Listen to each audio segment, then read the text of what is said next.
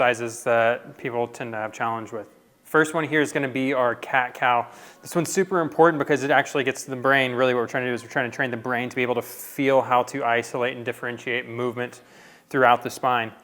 There are a couple key things here. The first thing is I want us to set up into a little bit of a square. So I don't want us sitting back. As you can see, that puts us into more of that flex position in the low back, and it's going to limit our ability to really extend through the low back. So I don't want us really rocking back and forth with the hips, trying to keep that square. Now I think about it like we're trying to create the top of a football and the bottom of a football. So we're just going to push everything up, and then the head goes down to create more like that arch that we would see arching up like the top of a football, and then reverse directions and drop down to create more of that bottom of the football. So as we do this, I like to start off with just a few global movements here. So everything moving up, so you should feel a stretch along the backside, the front side of the abs, the chest, the front side of the neck should all feel some effort and work.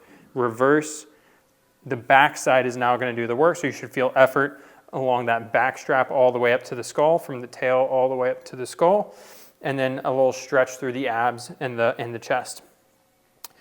The big thing here as we go into trying to isolate and be more segmental throughout, so trying to move one joint relative to the next one, is to be super static with the head. I don't want the head to move. If we start moving the head early, this all just becomes a jumbled mess in the middle, and we can't be as isolated. So right here, I want to have you go ahead, find your favorite little piece of texture on the wall there. Keep your eyes on it. Don't let it move. Don't let your eyes move. I want you to just take your belt buckle up towards your belly button. Very good. So you should feel the very low abs starting to do some work. Now let's take the belly button up towards the bottom of the ribs. So we're just moving the next few joints, and then work your way up the rib cage. Keep coming, keep coming, keep coming. Good, nice and patient with the head. And then at the very end, we're going to go ahead and drop the head and really push and arch up into my fingers here. There you go, good. Now we're going to do the same thing the opposite direction. Eyes stay down, keep your eyes fixed down on the table. Let the belt buckle drop away from the belly button. So now you should feel lengthening in those lower abs, a little bit of effort right at the bottom of the low back. Keep dropping, belt buckle drops towards the belly button drops away from the ribs. Slowly work up the ribs, be nice and patient with the head, and then the head can come on up.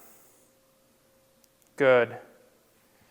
That's how we really want to be doing our cat-cows, to really work on isolating movement relative of one joint relative to the one next to it. So take your time, go ahead, do some nice global cat-cows first. Just get the brain to feel what it's like to have the front side of the body working, the back side of the body working, and then we can get more segmental, more isolated.